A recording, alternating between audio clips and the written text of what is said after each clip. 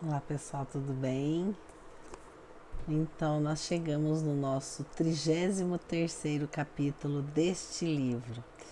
Estamos finalizando até com um pouquinho de atraso por conta dessa correria, por conta de tanto aprendizado que esse livro nos traz.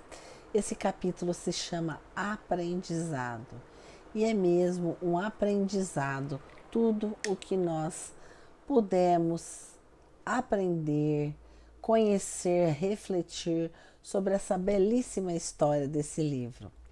Então, depois da triste situação de Júlio, que desencarnou por conta da sua necessidade enquanto espírito imortal, enquanto necessidade de reparação no seu perispírito. Assim que o Júlio desencarnou, ele foi acolhido por Odila, que novamente direcionou Júlio ao lar da bênção. E claro que foi um espanto, acho que para nós que estamos lendo, e para André Luiz, para Hilário, que acompanhou a história. E o Clarencio faz inúmeros esclarecimentos importantíssimos nesse capítulo.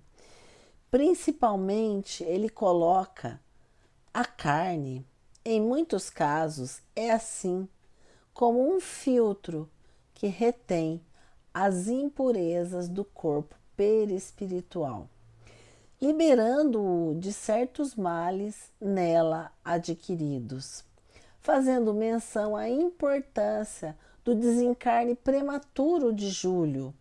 Júlio, que é o filho de Zulmira com Amaro, reencarnado também anteriormente Júlio, filho de Odila, que foi o também Júlio na Guerra do Paraguai, que se suicidou em razão do amor por Nina Flores. Ele se tornou inimigo de Armando, então Amaro, seu pai.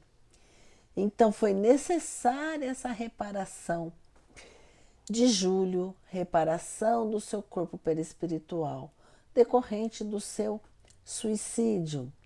Lembrando que o Júlio se suicidou, ele tentou o suicídio através da ingestão de substâncias tóxicas que lesou todo a sua parte do pescoço, da faringe, da laringe. E, não conseguindo o seu intuito do suicídio, ele pulou no rio do Paraguai. Aí então, desencarnando. Mas ele passou por duas desencarnações. A primeira, quando ainda filho de Odila, na proteção de Zulmira, que não o protegeu muito, ele desencarnou por afogamento. E agora, pela Krupp. Então vejam a justiça divina, vejam a necessidade da reparação, vejam como é importante a valorização do nosso corpo, a valorização do que Deus nos permitiu nascer. E o Clarencio faz várias observações e ele diz o seguinte, que o Júlio ainda precisa conviver mais com Zulmira, com Amaro e com Mário Silva, porque eles têm esse passado. O Amaro foi o Armando, o Mário Silva foi os Esteves, foi o primeiro a se casar com a Nina Flores, desencantado ao perceber que a Nina Flores tinha um romance com o Júlio. Esteves foi embora, amargurado. E a Nina Flores se apaixonou por Armando, vindo a ter um relacionamento com Armando. Júlio, ao perceber esse relacionamento de Nina Flores com Armando, seu companheiro, ele se suicida. Então vejam toda a relação dessas criaturas, da Zulmira, que era Nina Flores, do Júlio, do Amaro, que era o Armando, e da Zulmira. Então vejam os personagens retornando. a necessidade da reparação. O Armando, então, se preparou e nasceu como Amaro, se propondo a ser pai de Júlio, para deixar para trás todo aquele mal, todo aquele ódio, todo aquele desejo de vingança, sabendo das dificuldades, das tristezas que teria. E aí,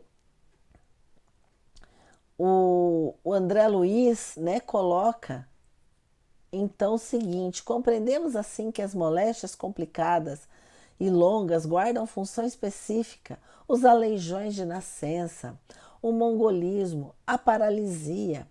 Sim, confirmou o Clarencio, por vezes é tão grande a incursão da alma nas regiões de desequilíbrio que mais extensa se faz para ela a viagem de volta à normalidade.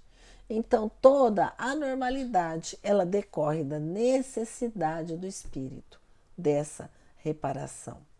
Em muitas fases da nossa evolução, somos imantados às teias da carne, imantados, grudados, que sempre nos reflete individualidade intrínseca, assim como a argila é conduzida ao calor da cerâmica ou como metal impuro é arrojado ao cadinho fervente.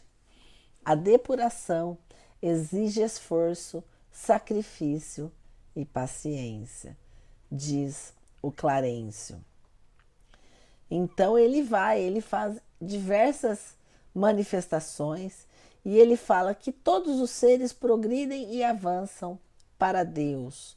E ele coloca, no caso do Júlio, não podemos olvidar que milhares de inteligências entre o berço e o túmulo estão procurando a própria reparação.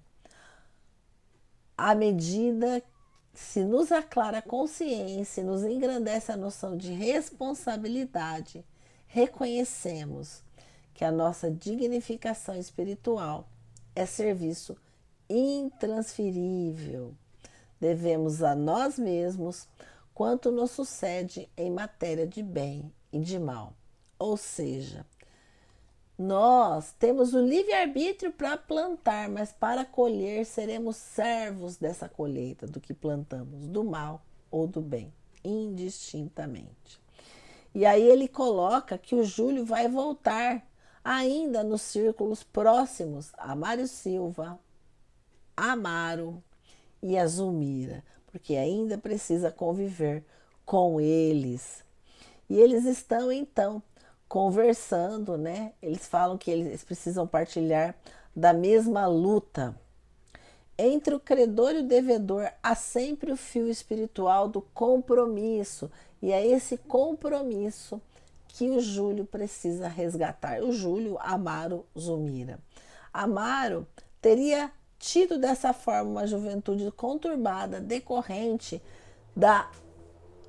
das várias encontros de Júlio, porque Júlio tinha ódio do Amaro, então ele se encontrava, ele buscava Amaro para se vingar, e somente com a reencarnação que foi possível essa aproximação, para que então eles pudessem minimizar, razão pela qual o Amaro teve uma juventude muito conturbada, muito difícil, por conta dessa perseguição do Júlio. E ele faz uma manifestação sobre os casamentos, que alguns casamentos são atraídos de uma forma que não se pode compreender. As gestações acontecem porque é necessário aqueles casamentos, aquelas uniões, como forma até de reparação, como forma de resgate, em todas as formas.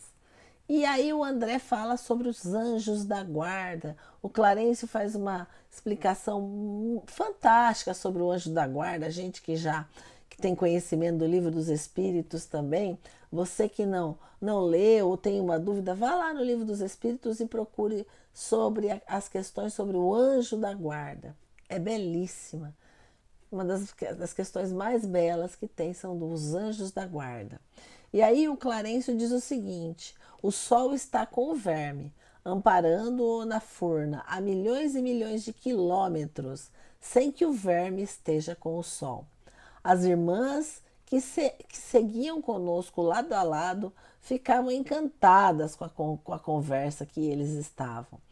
E ele fala o seguinte: anjo da guarda, desde as concepções religiosas mais antigas, é uma expressão que define o espírito celeste que vigia a criatura em nome de Deus, infinitamente devotado a outra, ajudando-a e defendendo-a.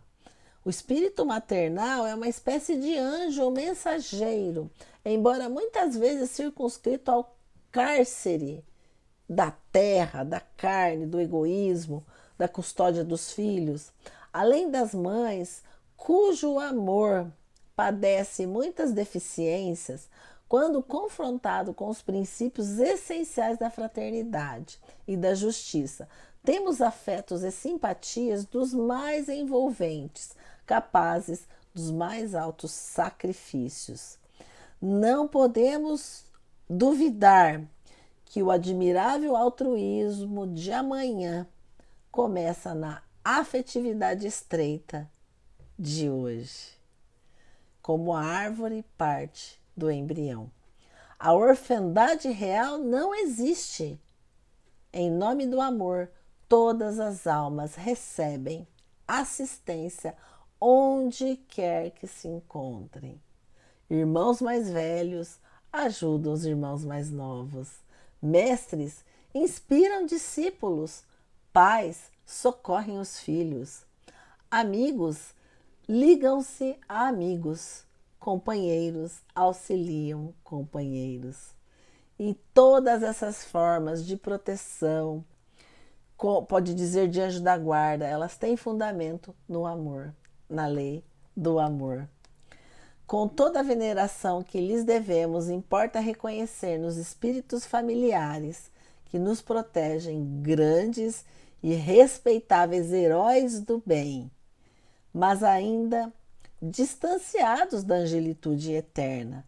Nossos anjos de guarda não combinam entre si, ou ainda façamos uma oração aos anjos da guarda, reconhecendo-se indistintamente que os gênios familiares de nossa intimidade ainda encontram no campo de afinidades específicas e precisam por vezes de apelos da natureza e para atender ao generoso serviço.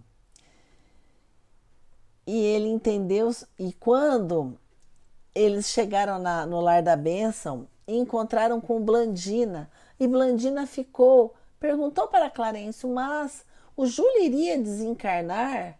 Realmente estava programado dessa forma, porque o Mário Silva, aquele enfermeiro com ódio, ele envolveu a criança com aquelas vibrações de raiva, envenenadas. Aí o Clarencio falou não. Ele estava tudo programado, tudo que aconteceu com o Júlio foi dentro da programação divina. E a Blandina ficou assim sem saber, e aquelas vibrações negativas do Mário Silva?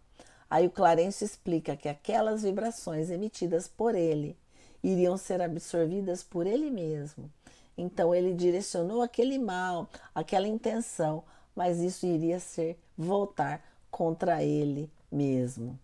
E ele diz assim: permanecemos convencidos, minha filha, de que em qualquer lugar, em qualquer tempo, receberemos da vida de acordo com as nossas próprias obras. Então fica aqui a lição belíssima. E tá terminando o livro, vem comigo, curte o canal, curte esse vídeo, compartilhe e vamos estudar juntos.